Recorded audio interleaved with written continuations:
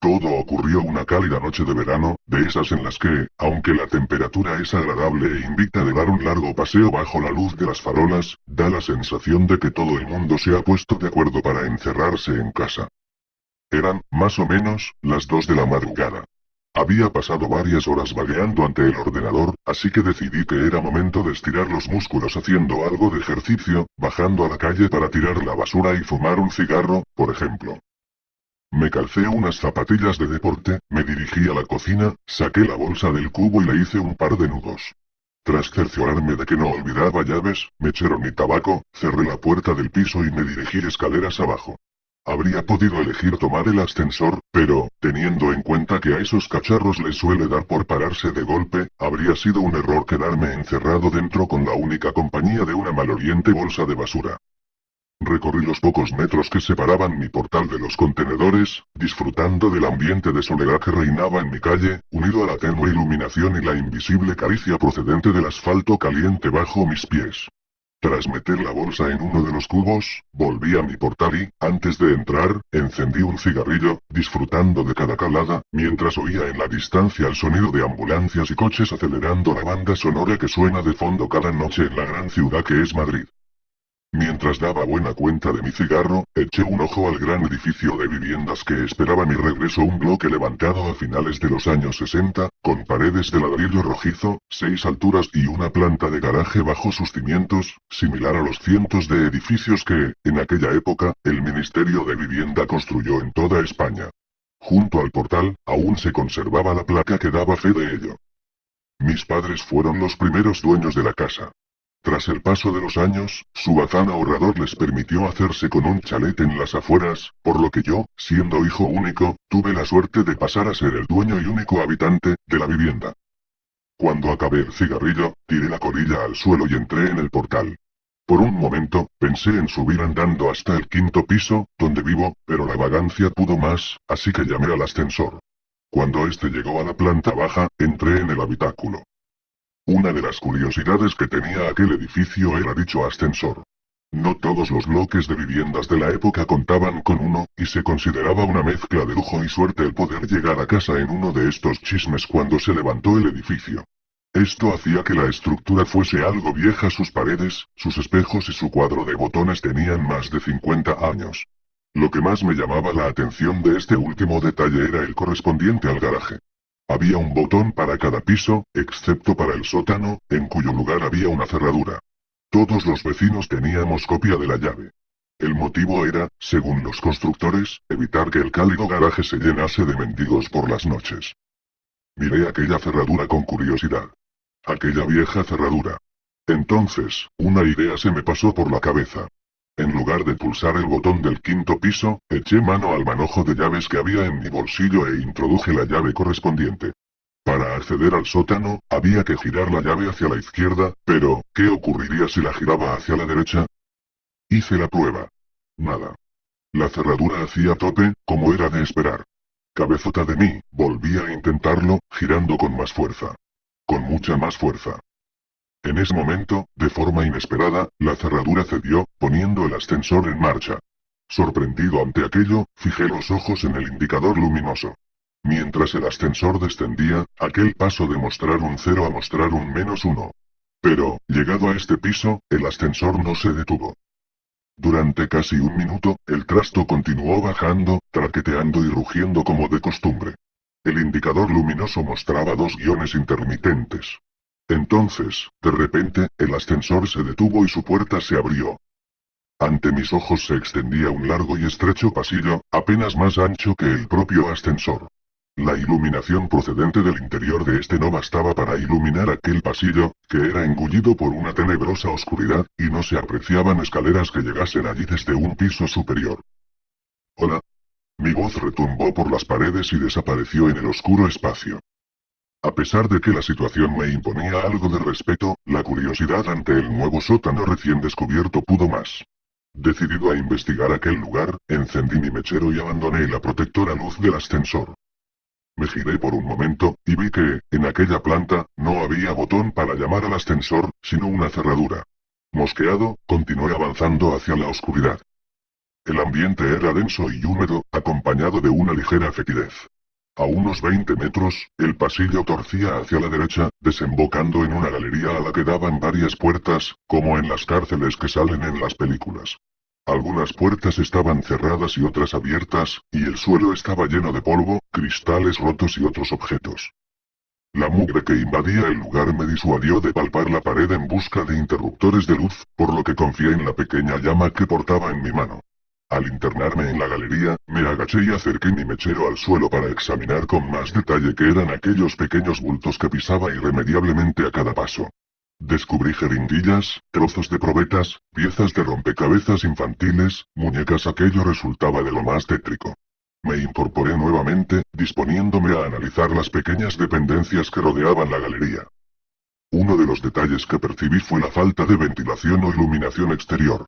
Aunque era noche cerrada, no había rastro de salidas al exterior por las que se colase la luz de las farolas, ni ninguna corriente de aire que hiciese vibrar a la llama de mi mechero. Aquel era un lugar completamente cerrado, y a saber a cuántos metros bajo tierra me encontraba en aquel momento. Recorrí varias de las salitas, y vi que todas tenían elementos en común: pequeños, anticuados y oxidados camastros, mesitas y sillas. Y material médico. El lugar estaba infestado de gasas, correas, pastillas desperdigadas por el suelo. Aquello parecía un hospital en miniatura. Un hospital antiguo y fantasmagórico, detenido en una época pasada, en el que la acumulación de polvo es el único indicador del paso del tiempo. Aún me arrepiento de entrar en una de aquellas dependencias. La luz del mechero mostraba, sobre el mugriento colchón, un bulto del tamaño de un ser humano, envuelto en ropa de hospital. Me acerqué sigilosamente, temiendo lo peor, y arrimé el mechero al gran objeto. El aumento de luz mostró una escena horripilante rodeado de heces y manchas de orina. Se mostraba ante mí un cadáver humano en posición fetal que me daba la espalda. El hedor era insoportable. Reprimí una arcada mientras permanecía en cuclillas, ante aquella dantesca escena. De repente, el terror invadió mi cuerpo. Aquel cuerpo se giró de forma brusca y, lo que en principio había clasificado como humano, mostró ser algo diferente, indefinido e indescriptible. El cuerpo de aquel ser estaba cubierto de llagas y heridas. En lugar manos y pies, sus extremidades se encontraban rematadas por muñones violáceos, y extrañas deformidades y bultos recorrían su tronco, dándole un aspecto monstruoso. Pero lo peor era su rostro. Sus ojos, grandes e inyectados en sangre, estaban protegidos por unos párpados abultados y sin pestañas. En lugar de pelo, su cabeza poseía infinidad de cicatrices y grapas que partían desde sus pobladas cejas y sienes y se perdían hacia su nuca. Sus orejas, irregulares y enormes, no mostraban pliegue alguno, tocando al ser de un aspecto simiesco. Tampoco poseía nariz, y de sus orificios nasales surgían 2 hilos de sangre reseca. Rematando aquel cuadro tan desagradable, se encontraba su boca. Un orificio de comisuras agrietadas, sin labios, de cuyo interior carente de dientes y lengua, provenía el peor olor a podrido que he percibido en mi vida. Sus ojos se fijaron en los míos, y de su garganta surgió un bramido gutural, ronco y a la vez potente. Grité. Grité con todas mis fuerzas y mi voz se entremezcló con la del monstruo. Teniendo en cuenta la postura en la que me encontraba, caí de espaldas sobre el mugriento suelo, y el mechero se escapó de mi mano, dejando el lugar en la más absoluta oscuridad. Mientras palpaba el suelo en busca del mechero, oí cómo crujían los muelles del colchón y, antes de que pudiese reaccionar, aquel despojo se me echó encima, lanzando una vez más su aterrador alarido. Sentí su aliento contra mi rostro, mientras apestosa saliva caía sobre mi frente, y un escalofrío me recorría de arriba a abajo. Cejé en mi empeño de hacerme con el mechero y pataleé con todas mis fuerzas, tratando de zafarme del horripilante ser. Me arrastré unos metros hacia atrás, me levanté y salí de la estancia, a oscuras, tratando de recordar la disposición de aquella planta, temiendo tropezar o dar de bruces con alguna de las paredes. Mientras huía en dirección al ascensor, pude oír cómo aquello se arrastraba entre los cristales rotos del suelo, siguiendo mis pasos. Llegué al pasillo y sentí que volvía a la vida cuando me invadió la luz encendida del ascensor abierto. Entré, pulsé el botón del 5.º piso y, lleno de impaciencia y pavor, esperé a que la puerta se cerrase y el ascensor se pusiese en marcha. Sin embargo, el aparato no obedecía mis órdenes. Aunque el botón del 5.º piso estaba encendido, la puerta no se cerraba. Y el crujir de cristales se oía cada vez más cerca. Me di media vuelta. Ante mí, el pasillo se extendía una vez más, engullendo la luz del ascensor. Sin embargo, ahora no sentía curiosidad ante aquella escena. Sentía verdadero horror. Quería huir de allí. Y el ascensor no se movía. De repente, se hizo el silencio. Estaba tan aterrorizado que todos mis músculos se agarrotaron.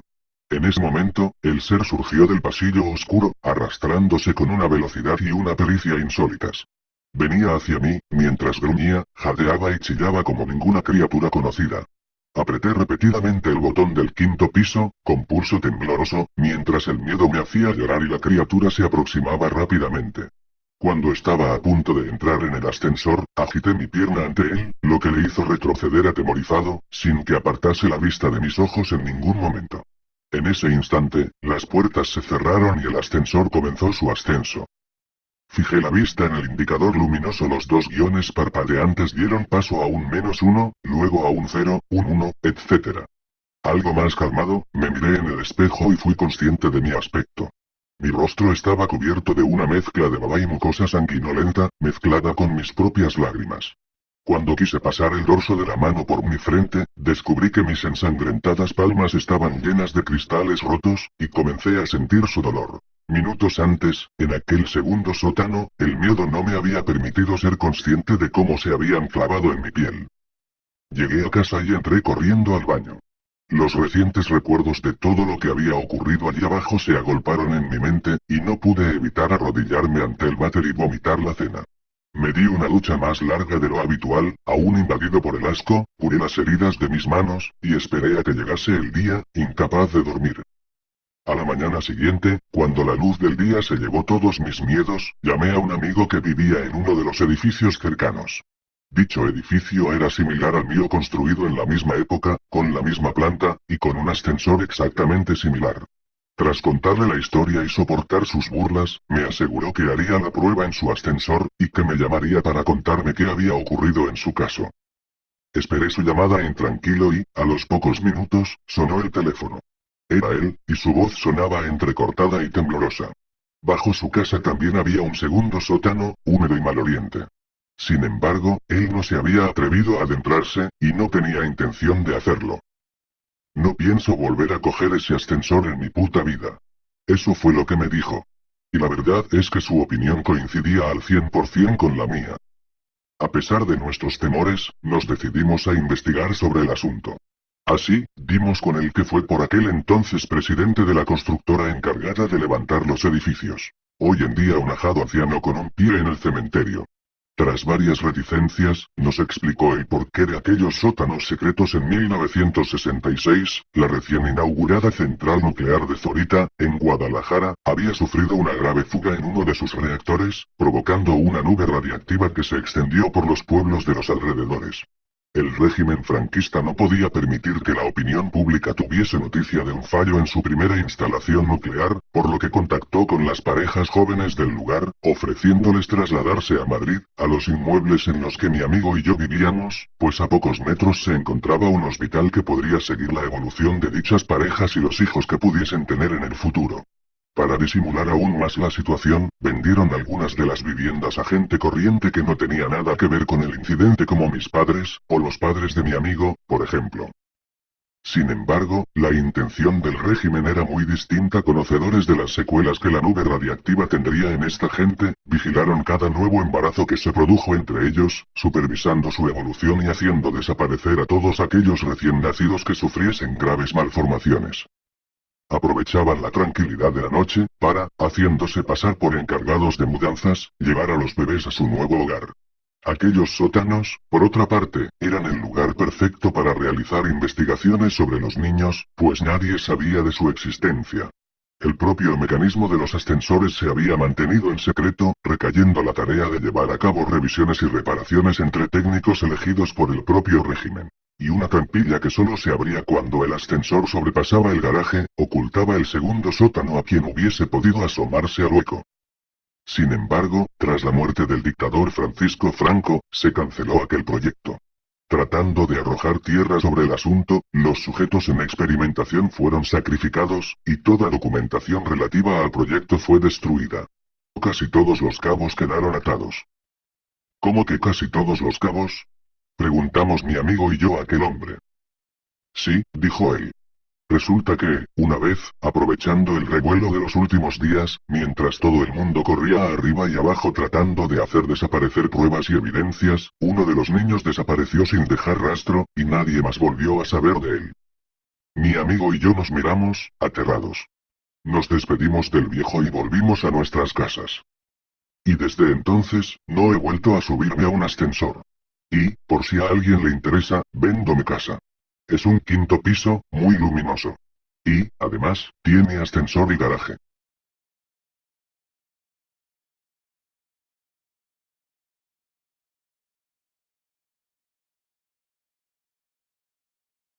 Si te gustó el vídeo no te olvides de dar manita arriba, compártelo con tus amigos y toda la gente ociosa que no tenga nada mejor que hacer. Gracias por ver el vídeo.